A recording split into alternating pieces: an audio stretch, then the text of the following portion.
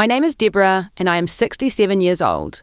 I am sitting in my small kitchen this quiet morning, thinking about the Mother's Day that changed everything. For most of my life, I believed that a mother's love would always be returned in some way.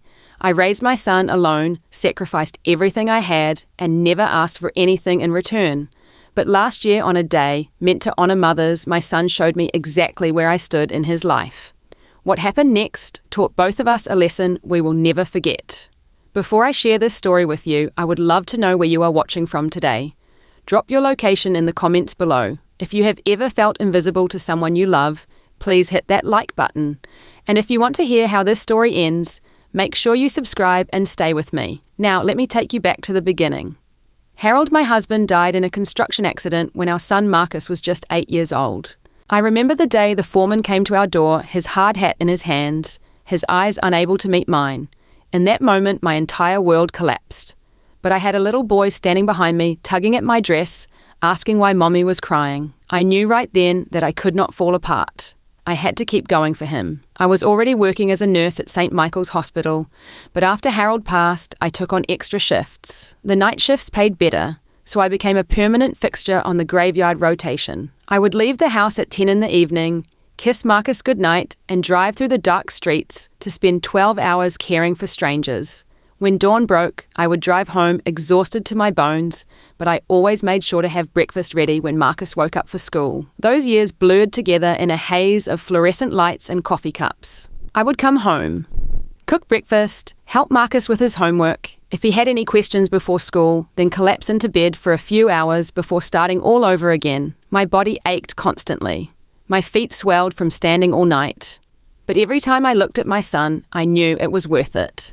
There were men who showed interest in me over the years. A doctor at the hospital asked me to dinner once. A neighbor whose wife had passed away would bring me flowers on holidays. But I always said no. I told myself that Marcus needed all of my attention, that I could not divide my heart between a new relationship and my son. Looking back, I wonder if I was just afraid of being hurt again. But at the time, it felt like the right choice. When Marcus was 16, he came home with a letter. He had been accepted into a summer program for students interested in law. The cost was $3,000. I did not have $3,000. I barely had $300 in my savings account. But I looked at my son's hopeful face and I knew I had to find a way. That night, after Marcus went to bed, I sat at the kitchen table and stared at my left hand. The diamond in my wedding ring was small, but it was real. Harold had saved for 2 years to buy it for me. I had worn it every day since he slipped it on my finger at our wedding. But Harold was gone, and our son was here alive, full of potential. I knew what Harold would want me to do. The next morning, I went to a pawn shop on the other side of town. I did not want anyone I knew to see me. The man behind the counter offered me $2,800. I knew it was worth more, but I did not have time to negotiate. I took the money and signed the papers. Walking out of that shop, I felt like I had left a piece of my heart behind. But that evening, when I handed Marcus the check for his summer program, the smile on his face made it worth it. He never knew about the ring. I told him I had been saving money from my overtime shifts. He believed me because he was young and trusting and because he had no reason to think his mother would lie to him. Marcus excelled in that summer program. His teachers wrote glowing letters of recommendation. When it came time to apply for college, he was accepted to several good schools, including one with a partial scholarship to their pre-law program. I was so proud I could barely speak when he showed me the acceptance letter. But a partial scholarship still left a gap. Tuition, books, housing, food. The numbers added up to more than I could afford, so I took on a second job. On my days off from the hospital, I cleaned offices in a downtown building. I would arrive at 6 in the evening, empty trash cans, vacuum floors, and scrub toilets until midnight. Then I would go home, sleep for a few hours, and wake up to cook Marcus dinner before his evening classes. I never told him about the cleaning job either. I told him I was picking up extra shifts at the hospital. He was so focused on his studies that he did not question it, and I did not want him to feel guilty. I wanted him to focus on his future, to become the man I knew he could be. The day Marcus graduated from law school was the proudest day of my life. I sat in the audience in a dress I had bought from a thrift store, watching my son walk across that stage in his cap and gown. Tears streamed down my face. I thought about Harold, about how proud he would have been. I thought about all those night shifts, all those toilets I had scrubbed, all the sacrifices I had made, and I thought it was all worth it. After the ceremony, Marcus found me in the crowd. He hugged me tight and whispered in my ear, "Mom," he said, "I promise I will take care of you now. You will never have to work another night shift again." I believed him. I had no reason not to. 2 years later, Marcus met Priscilla at a charity gala hosted by his law firm. She was beautiful and elegant, with the kind of confidence that comes from never having to worry about money. Her father had owned one of the largest real estate development companies in the state. He had passed away when Priscilla was 25, leaving everything to his wife, Gloria. I met Priscilla for the first time at a restaurant Marcus chose. It was fancier than anywhere I had ever eaten. I wore my best dress, the same one from his graduation, and felt immediately out of place. Priscilla was polite but distant. She smiled at me with her lips but not with her eyes. She asked me what I did for a living, and when I told her I had been a nurse, she nodded and quickly changed the subject. I tried not to judge her. I reminded myself that she came from a different world than I did. Maybe she was just shy. Maybe she needed time to warm up to me. But there was something in the way she looked at me that made me feel small, like I was a stain on her otherwise perfect life. The wedding was everything I had expected and nothing I had hoped for. Gloria, Priscilla's mother, insisted on paying for everything. She said it was her gift to the couple. The venue was a country club I had only ever driven past. The flowers were imported from somewhere I could not pronounce. The guest list included 300 people, most of whom I had never met. I was seated at a table near the back of the room, far from the head table where Marcus and Priscilla sat with Gloria and her friends. When the time came for toasts, Gloria gave a long speech about how Marcus was the son she never had. Everyone clapped and wiped their eyes. No one asked me to speak. I sat there with my hands folded in my lap, trying to smile, trying to be happy for my son. My wedding gift to them was a quilt I had spent 6 months making. I had sewn it by hand, using fabric from some of Marcus's old baby clothes and some of Harold's old shirts. Each square told a story. I thought it would mean something to Marcus, a connection to his past, to his father. Priscilla opened it at the gift table, glanced at it briefly and set it aside. I never saw it again.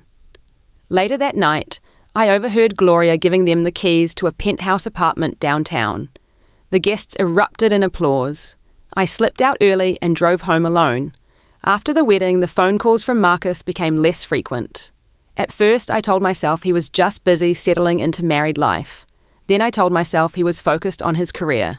Then I stopped making excuses and simply accepted that something had changed. I used to drive to their apartment to visit, but the visits never went well. Priscilla always seemed to have other plans. "Oh, Deborah," she would say, "we were just about to leave for brunch with Mother." Or, "I wish you had called first, we have dinner reservations tonight." Marcus would stand beside her, looking uncomfortable, but saying nothing. After a few months, I stopped showing up unannounced. The holidays were the hardest. Thanksgiving, that first year, Marcus called to tell me they were spending it at Gloria's house. "She is hosting the whole family," he explained. It would be rude to say no. I spent Thanksgiving alone, eating a small turkey breast I had roasted for myself, watching the parade on television. Christmas was the same. Marcus said they were going to Aspen with Gloria and some of her friends. I had already bought presents for everyone. I had spent weeks knitting a sweater for Marcus, picking out toys for the children I hoped they would have someday. I wrapped everything carefully and waited for a visit that never came. On Christmas morning, I sat in my living room, surrounded by gifts that had no one to open them. My neighbor Linda came over with a plate of cookies and found me sitting in the dark. She did not say anything. She just sat down beside me and held my hand. When Marcus and Priscilla finally had children, I thought things might change. Emma was born in the spring, a beautiful baby girl with Marcus's eyes and Priscilla's delicate features. I was so excited. I called Marcus the moment I heard the news and asked when I could come meet my granddaughter. There was a pause on the other end of the line.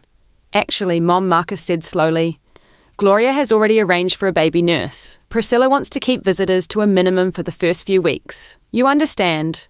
I did not understand, but I said I did. I waited 2 weeks, then 3. Finally, Marcus set up a video call so I could see Emma through a screen. She was beautiful, but I could not hold her, could not smell her baby smell, could not feel her tiny fingers wrap around mine. I smiled and cooed and pretended everything was fine. When Jaden was born 3 years later, the same thing happened. Gloria had already hired help. Priscilla needed rest. I could visit soon, but not yet. By the time I finally held my grandson for the first time, he was almost 2 months old. He looked at me like I was a stranger, because to him I was. My 65th birthday came and went with little fanfare. Marcus sent a text message that morning. "Happy birthday, Mom. Hope you have a great day." No phone call, no visit, no card in the mail. I stared at that text message for a long time, trying to find warmth in those 10 words. I could not. Linda came over that evening with a homemade cake. She had remembered. She always remembered. We sat in my kitchen and ate chocolate cake while she told me stories about her grandchildren, how they came over every Sunday, how her daughter called her every night just to chat. I listened and smiled and tried not to feel jealous of my own best friend. That night, after Linda went home, I cried. It was the first time I had cried in years. I had held everything inside for so long, convinced myself that I was fine, that Marcus was just busy, that things would get better. But sitting alone in my dark kitchen on my 65th birthday, I finally admitted the truth to myself. My son had forgotten me. Somewhere along the way, I had stopped being important to him. The following Christmas was supposed to be different. Marcus had called in early December and said they would come to my house for Christmas dinner. I was so excited I could barely sleep. I spent weeks planning the menu, buying decorations, preparing guest rooms for the children. I wanted everything to be perfect. A week before Christmas, Marcus called again. His voice was apologetic. "Mom," he said, "change of plans. Gloria has invited us to go skiing in Colorado. Priscilla really wants to go, and the kids are so excited. We will come see you in January." Okay. I told him it was okay. What else could I say? I had already bought a 12-pound turkey. I had already wrapped presents for the children. I had already hung stockings on my fireplace mantel, one for each of my grandchildren with their names embroidered on the top. Linda found me on Christmas Eve, sitting in my living room, staring at those empty stockings. She brought me a plate of her famous apple pie and sat with me until midnight. Neither of us said much. There was nothing to say. When Mother's Day arrived that year, I woke up early. I am not sure why I felt hopeful. Maybe it was the sunshine streaming through my window. Maybe it was the sound of birds singing in my garden. Maybe I was just tired of expecting disappointment. I took my time getting ready. I put on my favorite dress, a navy blue one with small white flowers. It was old, but well preserved. I had bought it for a church social years ago and only wore it on special occasions. I styled my hair carefully and even put on a little lipstick. I wanted to look nice, just in case Marcus came by or called. Linda stopped over mid-morning to wish me a happy Mother's Day. She was on her way to her daughter's house for brunch. Her grandchildren had made her a card covered in glitter and stick figure drawings. She showed it to me proudly, and I told her it was beautiful. Because it was. After she left, I sat by the phone and waited. 10 o'clock passed, then 11. Finally, just before noon, my phone rang. It was Marcus. "Mom," he said, "we are having a Mother's Day brunch at Gloria's house. You should come." I tried to keep my voice steady. "That sounds lovely," I said. "What time? We are starting in about an hour. Do you need the address?" I already knew where Gloria lived. Everyone in town knew. It was a sprawling estate on the hill, overlooking the lake, the kind of house you see in magazines. I had never been inside. "I will be there," I told him. I drove the 35 minutes to Gloria's house with my heart pounding in my chest. I did not know what to expect. I had prepared a small gift, a handkerchief I had embroidered with a delicate floral pattern. I had made 2, one for Gloria and one as a spare, thinking perhaps Priscilla might appreciate one as well. It seemed like a thoughtful gesture, something personal and handmade. When I pulled up to the estate, a valet took my car. A valet. For a brunch. I walked through the massive front doors and into a foyer that was bigger than my entire house. Crystal chandeliers hung from the ceiling. Fresh flowers overflowed from vases on every surface. Servers in white jackets circulated with trays of champagne. I found Marcus near the back of the room, talking with a group of men in expensive suits. He saw me and waved me over. "Mommy said you made it." He gave me a brief hug, the kind you give an acquaintance, and introduced me to his colleagues. "This is my mother," he said. She was a nurse. Was. Past tense. As if being a nurse was something I had outgrown, something no longer relevant. Priscilla appeared at Marcus's side, radiant in a silk dress that probably cost more than my car. She greeted me with a smile that did not reach her eyes. "Happy Mother's Day, Deborah," she said. "I am so glad you could join us." Her tone suggested the opposite. Gloria made her entrance shortly after descending a curved staircase, like a queen greeting her subjects. She wore a white pantsuit and diamonds that caught the light with every step. Everyone turned to look at her. Everyone applauded. She was the sun, and we were all just planets orbiting around her. The brunch was elaborate. Tables lined with every food imaginable, an ice sculpture in the shape of a swan, a string quartet playing softly in the corner. I filled a small plate and found a seat near the edge of the room, watching the festivities from a distance. Then came the moment I will never forget as long as I live. Marcus stood up and clinked his glass with a spoon. Everyone fell silent. He cleared his throat and looked at Gloria with an expression I had not seen him direct at me in years. Pure adoration. I want to say a few words about an incredible woman, he began. Gloria, you have been like a second mother to me. No, that is not right. You have been a true mother. You welcomed me into your family with open arms. You have supported me, guided me, and loved me like your own son.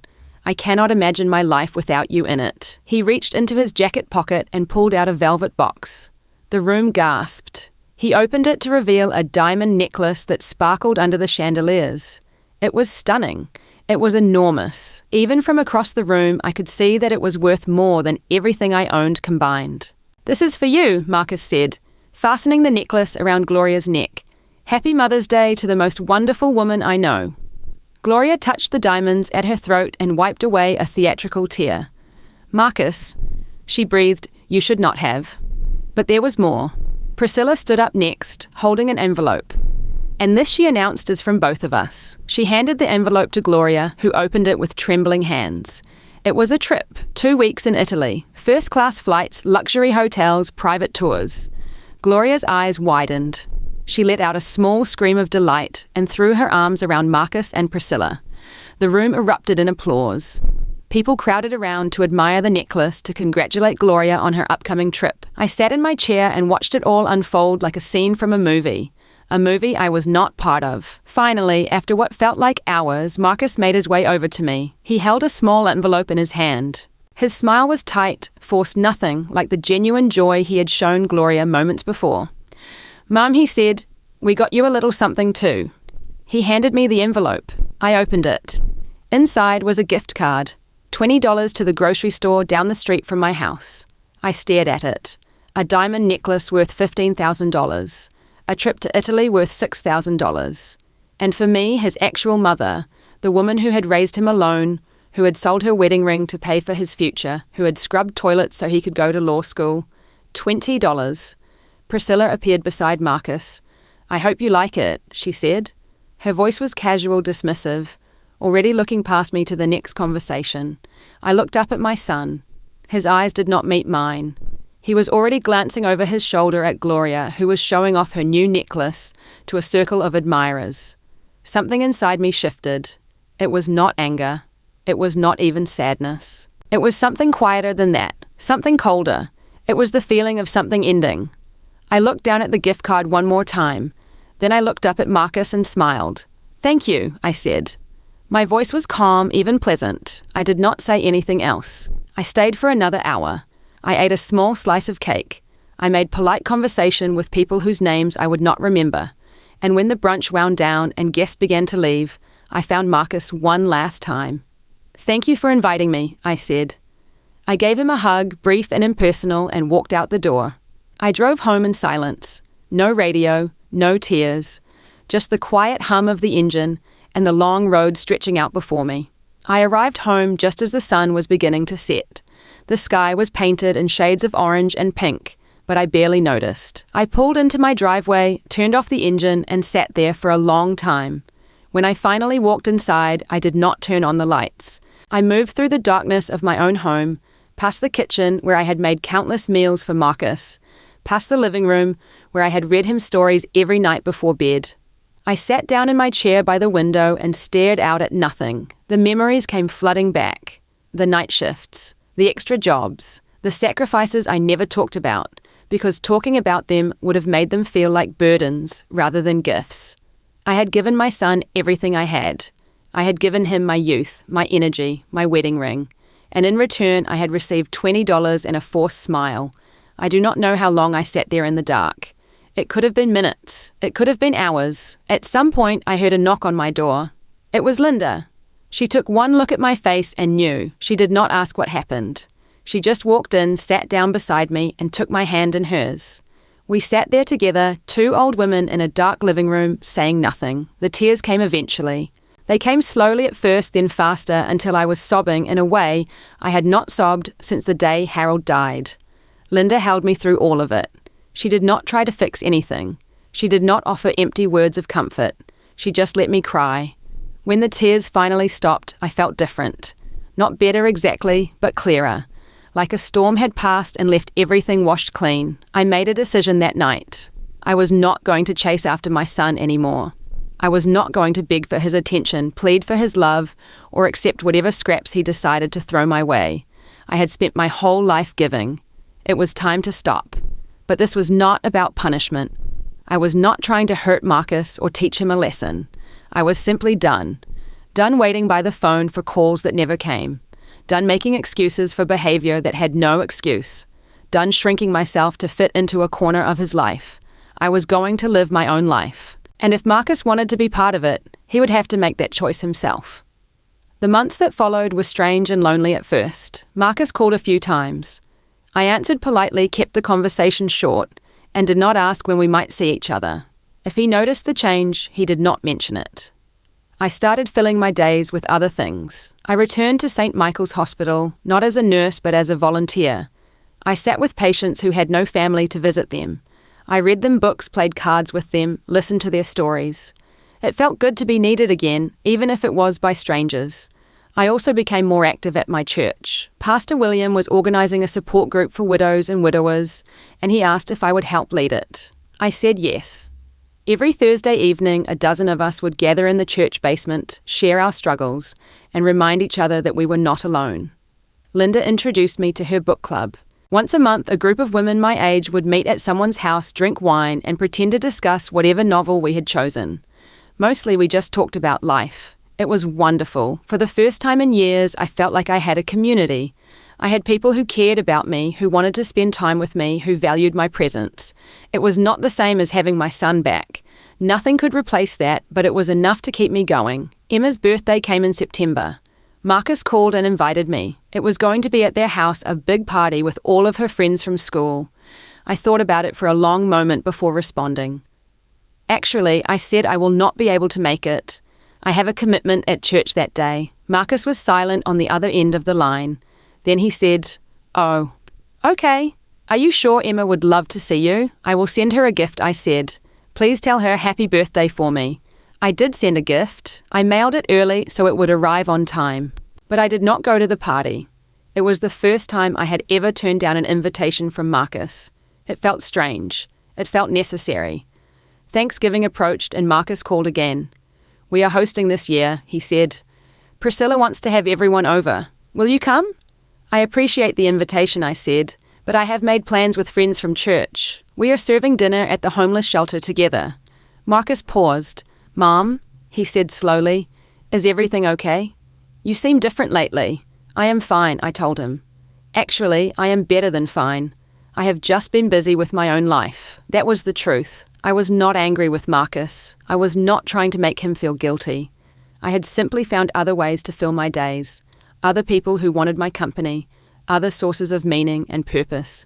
And somewhere along the way, I had stopped waiting for my son to remember that I existed. The change in my behavior did not go unnoticed. Marcus called more frequently after Thanksgiving, his voice tinged with confusion and concern. I answered every call, but I kept things light and brief. How was I doing? Fine. What had I been up to? Church activities, volunteering, book club. Did I want to come for Christmas? Thank you, but I had already made other plans. I could hear the frustration growing in his voice. He was not used to this version of me.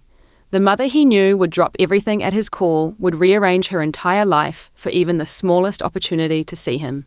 This new mother had her own schedule, her own priorities, her own life. He did not know how to handle it. One afternoon in late January, something unexpected happened. Linda called me and said that Marcus had stopped by while I was out. He had asked if he could wait inside for me, but she had told him I probably would not be home until evening. He had left looking troubled. A few weeks later, I discovered why. I had driven out to visit an old friend in the next town over. When I returned, I found a note on my kitchen counter. It was from Marcus. He had let himself in with the spare key I kept under the flower pot, the same hiding spot I had used since he was a boy. "Mom," the note said, "I came by to drop off some of Emma's school pictures. I hope you are well. Call me when you can. Marcus." I found the pictures on my dining table. Emma smiled up at me from the glossy paper, missing her 2 front teeth, her eyes bright and happy. I touched her face gently and felt a pang of longing. Then I put the pictures in a frame and hung them on my wall right next to the photos of Marcus at the same age. What I did not know at the time was that Marcus had done more than drop off pictures. He had wandered through the house while waiting for me. He had gone into his old room, the one I had kept exactly as he left it, and he had found the box. It was a cardboard box I kept on the top shelf of his closet. Inside were all the keepsakes I had saved over the years, his report cards, his graduation programs, letters he had written me from summer camp, and tucked in the bottom, folded in a plastic bag to protect it from moisture, was the pawn ticket from the day I sold my wedding ring. I found out about his discovery weeks later from Linda. She told me that Marcus had come to her house after leaving mine. He had been pale and shaking. He had shown her the pawn ticket and asked if she knew what it meant. Linda told him everything. She told him about the ring I had sold so he could go to that summer program. She told him about the cleaning job I had worked on weekends while he was in college. She told him about the Christmas I had spent alone while he skied in Aspen with Gloria. She told him about Mother's Day, about the $20 gift card, about how she had found me crying in the dark that night. "Your mother never complained," Linda said to him, "not once. But I saw her cry that day. I saw her heart break." According to Linda, Marcus sat in her kitchen for over an hour, holding his head in his hands. He asked question after question. Why did she never tell me? Why did she never say anything? How could I not have known? Linda's answer was simple. Because she loved you, and love does not keep score. Marcus went home that night and sat down with Priscilla. They talked for hours. He told her everything he had learned. He told her about the ring, about the pawn shop, about the sacrifices his mother had made without ever asking for recognition or thanks. He told her about Mother's Day, about how he had given Gloria a $15,000 necklace and his own mother a $20 gift card. He said the words out loud, and for the first time he heard how terrible they sounded. Priscilla was quiet for a long time. She had grown up wealthy, surrounded by abundance. She had never known what it meant to sacrifice. But she was not heartless. She could see the pain in her husband's eyes, and she understood that something had gone very wrong. "We have to fix this," Marcus said. Priscilla nodded slowly. Yes, she agreed. "We do," but Marcus knew that fixing things would not be easy. He had spent years taking his mother for granted, prioritizing his new family over the woman who had given up everything for him. A simple apology would not be enough. He would have to prove through actions rather than words that he understood what he had done wrong. He started small. He began calling me every few days, not to ask for anything, but just to talk. How was my garden doing? What book was the club reading this month? Did I need help with anything around the house? At first I was cautious. I answered his questions politely, but did not let myself hope for too much. I had been disappointed too many times before. But Marcus persisted. He started stopping by on Saturday mornings, bringing coffee and pastries from the bakery I liked. He would sit at my kitchen table and listen while I talked about my week. He asked about the patients I visited at the hospital, about the widows in my support group, about the volunteer work I was doing at church.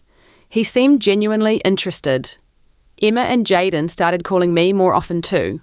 At first it was just a quick video chat every week or so, but soon it became a regular thing. Every Sunday afternoon, my phone would ring and there would be my grandchildren, eager to tell me about school and friends and all the little adventures of their lives. I let myself enjoy these moments without expecting them to last. I had learned that lesson the hard way, but as the weeks turned into months, I began to believe that something real had changed. One spring afternoon, about 11 months after that terrible Mother's Day, Marcus showed up at my door without calling first. This time he was not alone.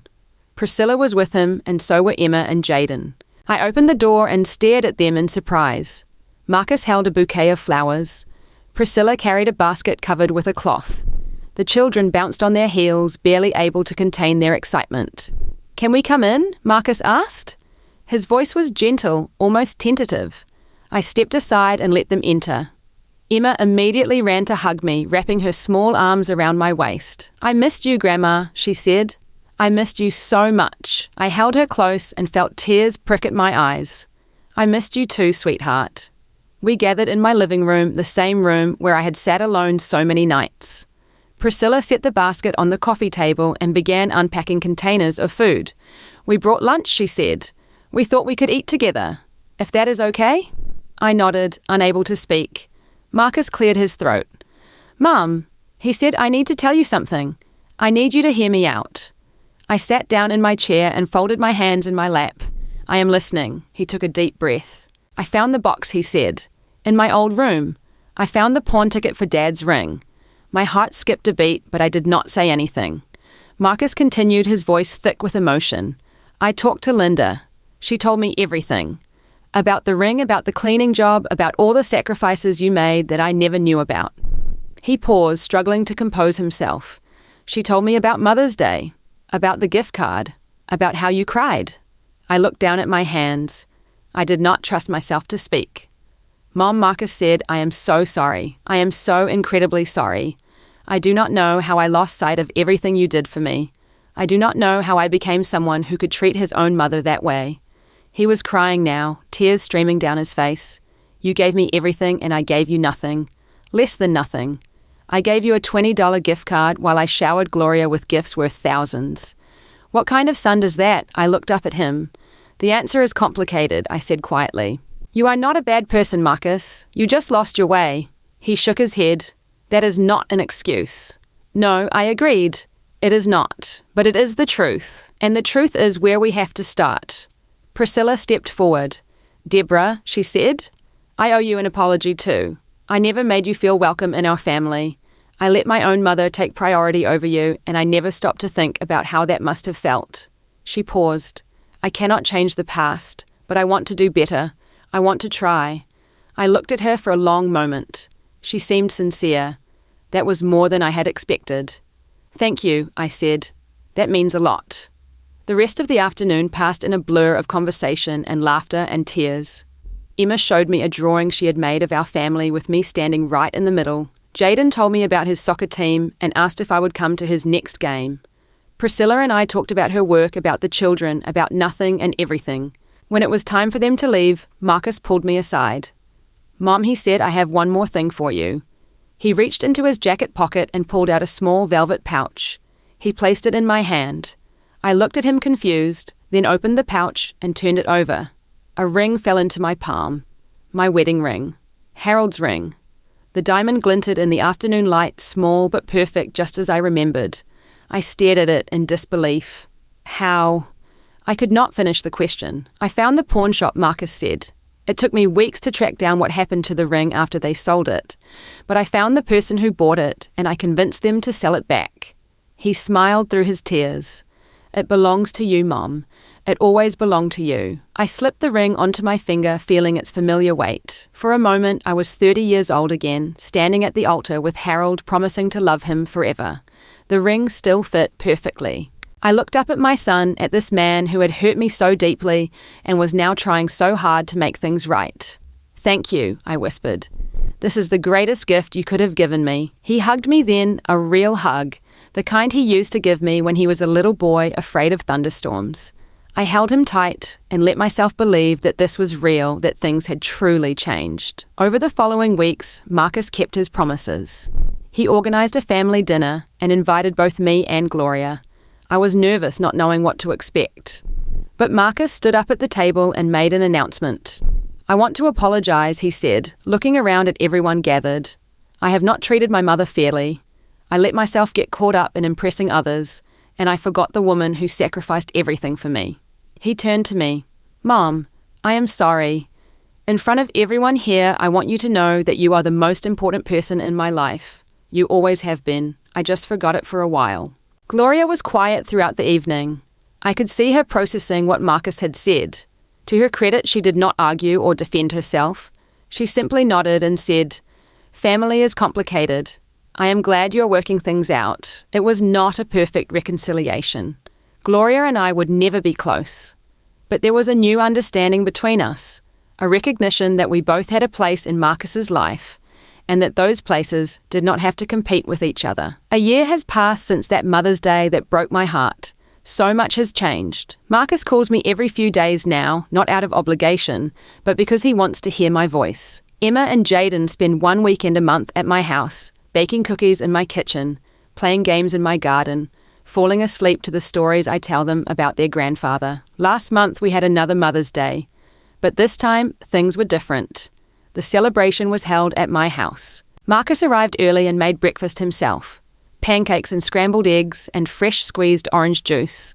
Nothing fancy but made with love. Emma and Jaden gave me presents they had made themselves. Emma had written me a poem about grandmothers.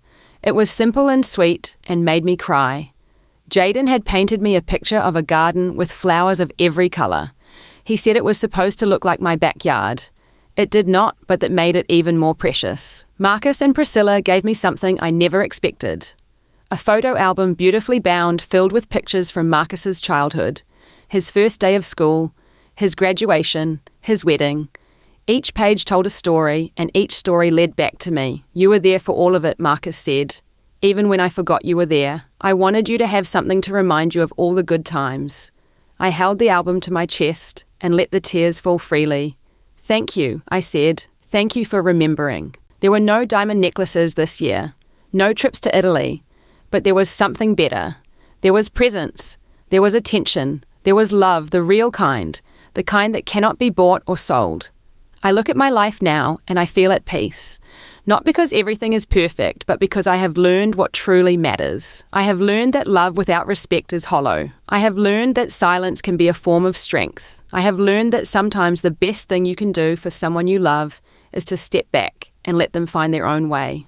Marcus made mistakes, terrible mistakes, but he had the courage to face them, to apologize and to change. Not everyone does. And for that, I am grateful. As I sit here today, looking at the ring on my finger and the photos on my wall, I think about all the mothers out there who might be feeling invisible, who might be wondering if their sacrifices matter, who might be sitting alone in dark rooms waiting for phone calls that never come. If that is you, I want you to know something. Your love matters. Your sacrifices matter. But so do you. You are not just a giver. You are a person worthy of respect and attention and love in return. Do not be afraid to step back if you need to. Do not be afraid to live your own life, to find your own joy, to build your own community. The people who truly love you will find their way back. And if they do not, well, that tells you something too.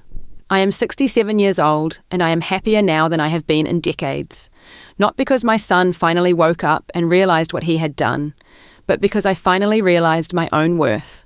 And that is a lesson no one else could teach me. I had to learn it myself. Now I want to ask you something. Have you ever felt invisible to someone you love?